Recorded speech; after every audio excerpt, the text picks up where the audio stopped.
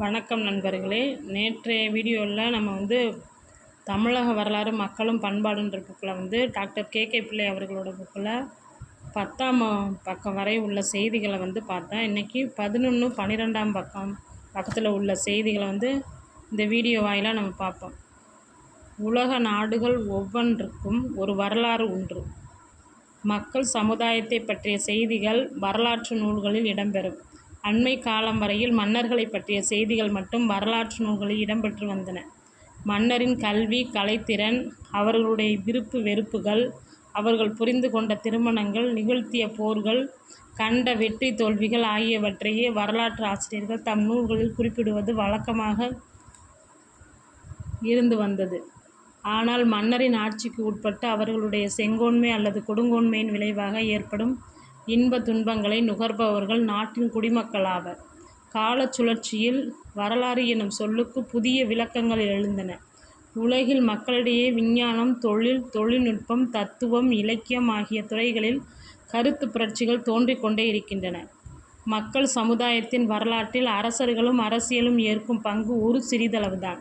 மக்கள் வாழ்க்கை பலதுறைப்பட்டது, பன்முக வைரமணி போன்றது. ஆகையால் அரசாங்க வரலாறு மட்டுமின்றி மக்களின் வாழ்க்கை வரலாற்றை பற்றியும் அறிந்து கொள்வது சாலச் சிறந்ததாகும். மக்கள் மேற்கொள்ள வேண்டிய பொறுப்புகள் பல உண்டு.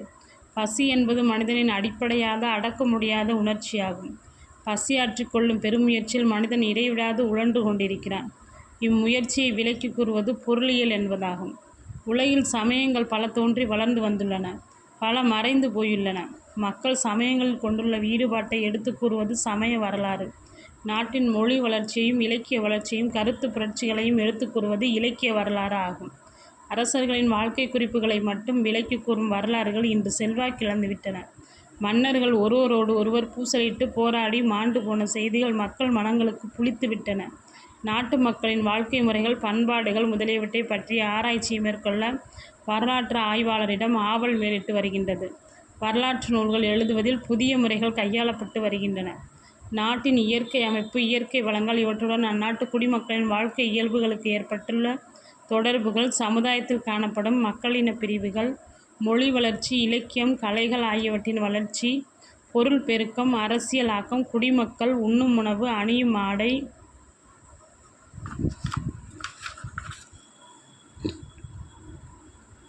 பூணும் அணிகள், அவர்களுடைய ஒழுக்கங்கள், சமயங்கள், குடிநலக்கூறுகளான நல்வாழ்வு கழகங்கள் ஆகியவற்றை பற்றி கூறவும் வரலாற்றுகள் இப்போது முனைந்து வருகின்றன. நாகரிகம், பண்பாடு ஆகியவற்றின் வளர்ச்சியில் உலக வரலாற்றில் தமிழ் மக்கள் ஏற்றுக்கொண்டுள்ள பங்கை ஆய்ந்து விளக்குவதே இந்நூலின் நோக்கமாகும். தமிழ் சமுதாயம் மிகவும் பழமையான ஒன்றாகும். பண்டைய எகிப்து, பாபிலோனியா, கிரீஸ், ரோம் ஆகிய நாடுகள் நாகரிகத்தில் மிகவும் சிறந்து விளங்கிய பண்டை காலத்திலேயே தமக்கென ஒரு நாகரிகத்தையும் சிறந்த பண்பாட்டையும் வளர்த்து வாழ்ந்து வந்தவர்கள் தமிழர்கள். இந்திய நாட்டு வரலாற்றில் இதுவரையில் தமிழகத்துக்கு சிறப்பிடம் அளிக்கப்படவில்லை. தமிழ்நாடு என்று ஒரு நாடு இருப்பதாகவே வரலாற்று ஆசிரியர்கள் கருதியதில்லை. சென்ற நூற்றாண்டில் R.G. பந்தர்கார் என்பார் இந்திய வரலாறு ஒன்று எழுதி வெளியிட்டார். அதில் அவர் தமிழ்நாட்டை பற்றியே குறிப்பிடவில்லை. இக்குறைபாட்டை வின்சென்ட் ஸ்மித் போன்ற வரலாற்று ஆசிரியர்கள் எடுத்து காட்டியுள்ளார்கள். இந்திய வரலாற்று நூல்களில் தமிழ்நாட்டை பற்றிய செய்திகளை கூறாமல் புறக்கணித்து வந்ததற்கு சில காரணங்கள் கூறப்பட்டன.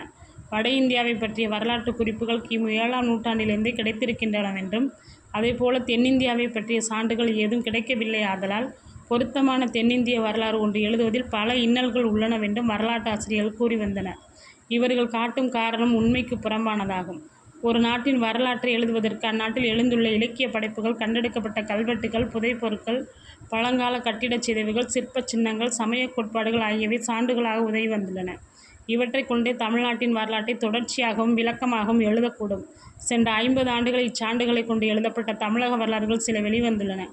இந்தியாவிலேயே மிக பெருந்தொகையில் கல்வெட்டுகள் கிடைப்பது தமிழ்நாட்டில்தான். தமிழ்நாட்டில் இதுவரை வெளியாகியுள்ள கல்வெட்டுச் செய்திகளை கொண்டும் தமிழ் இலக்கியங்களில் காணப்படும் சான்றுகளை கொண்டும்